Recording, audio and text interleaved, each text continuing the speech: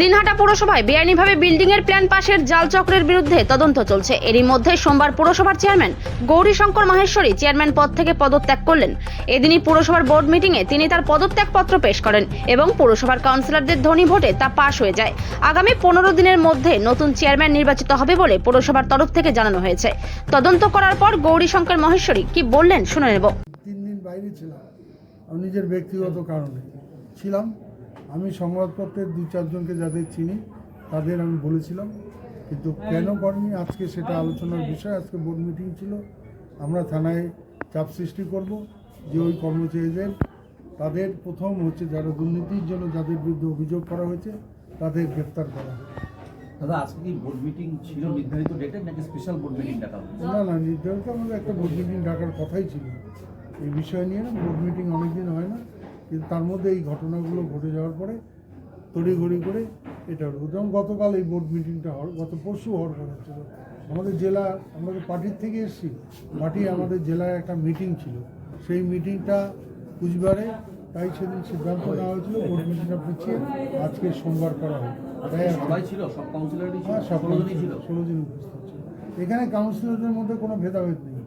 Councillor তাদের মতবাদ ব্যক্ত করে ঠিকই, কিন্তু সবাই মিলেমিশে কাজ করতে চায়, সবাই মিলে একসঙ্গে চলারই চেষ্টা করে। আমরা মনে করি না আমাদের চেয়ারম্যান আজকে পদত্যাগ করলো বলে সে আমাদের থেকে আলাদা, সেও আমাদেরই লোক। আমরা ছোট্ট শহর দিনাটা, আপনারাও আমাদেরই লোক। ধরুন, আমরা সবাই মিলে মিলেমিশে শহরকে সুন্দরভাবে সাজিয়ে তোলার চেষ্টায় সবসময় থাকি। কোথায় কি হবে সেইগুলো এনে এখানে জমা দেওয়ার চেষ্টা করি। তবে সেটা আজকে অফিসিয়াল ক্যারেক্টার পেলে সেটা বোর্ড মিটিংয়ের পরে আমার কাউন্সিলররা বসলেন চেয়ারম্যানের ঘরে, সেখানে বসে ডিসিশন হলো যে আপাতত এই কজনকে ডিটেলমেন্ট, একেবারে ডিটেলমেন্ট, অর্থাৎ এক জায়গা থেকে আরেক জায়গায় ছড়িয়ে দেওয়া, সেটা করা হবে। সেই কাজটা হচ্ছে। এর বাইরেও কিছু আছে যেটা আপনারা হয়তো জানেন না, কাউকে কোনো কাজে অ্যালটমেন্ট দেওয়া হবে না ইত্যাদি ডিসিশনও আছে। একজন ইঞ্জিনিয়ারকে কোনো কাজ যেন না পায় আপাতত, সেরকম তেমন ডিসিশনও আছে। সেটা তার চেয়ারেই তিনি বসে থাকবেন, কিন্তু কাজ থাকবে না তার কাছে। নতুন করে কি কোনো অভিযোগ এসেছে এই বিল্ডিং প্ল্যান পাশে জালিয়াতি নিয়ে? নতুন করে কোনো অভিযোগ আমি এখনো পর্যন্ত দেখিনি, ওই 6টা যা পেয়েছিলাম তাই। তবে আজকে আমি আমাদের উত্তরবঙ্গ উন্নয়ন মন্ত্রী সে এসেছিলেন, তিনি ইনসিডেন্টালি আমাকে একটা বিল্ডিং প্ল্যান পাশের যেখানে ছাপটা মারা হয় সেই জায়গাটা আমাকে দেখালেন, দেখে বললেন যেটা নেতা উদয়নগু আমাকে এই জায়গায় নিয়ে আসে। তাদের আমি থাকতে তাদের বদনাম হবে পৌরসভায়, তা আমি চাই না কোনোদিনও। আমি চাই সঠিক তদন্ত হয়ে সঠিক জিনিসটা প্রকাশ হোক। স্যার, আপনি তো এতদিন ধরে চেয়ারম্যান ছিলেন, আপনার নজরে কি বিষয়টি আগে আসেনি? নজরে আসলে কি একটু সুযোগ পেত? নজরে যে আপনি একটা সাধারণত যদি নজরে আসতো তাহলে কেউ জানতে পারতো। নজরে আসা মাত্র তো আমরা অ্যাকশন নিচ্ছি। আমার তো নজরে আসা মাত্র যে আমার 1 ঘন্টা সময় নেই নাই, 2 মিনিটেতে আমার টেবিল থেকে আমি ইউর স্যারকে ফাইল পাঠিয়ে দিয়েছি কন্ট্রাকশন নেওয়ার জন্য, ইমিডিয়েটলি কেস দেওয়ার জন্য। দাদা, কি মনে হচ্ছে এই ঘটনার সঙ্গে মানে দলেরও কেউ যুক্ত থাকতে পারে? সেটা আমি কাকে বলবো? আমি ব্যক্তিগতভাবে মনে করি আমার যে স্বাভাবিক জীবনযাত্রা চাল চলন, আমার ব্যক্তিগত কোনো শত্রু নেই। এটা কোনো চক্রের কাজ।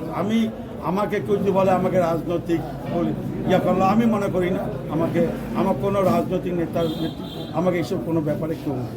আমি মনে করি এটা একটা চক্র।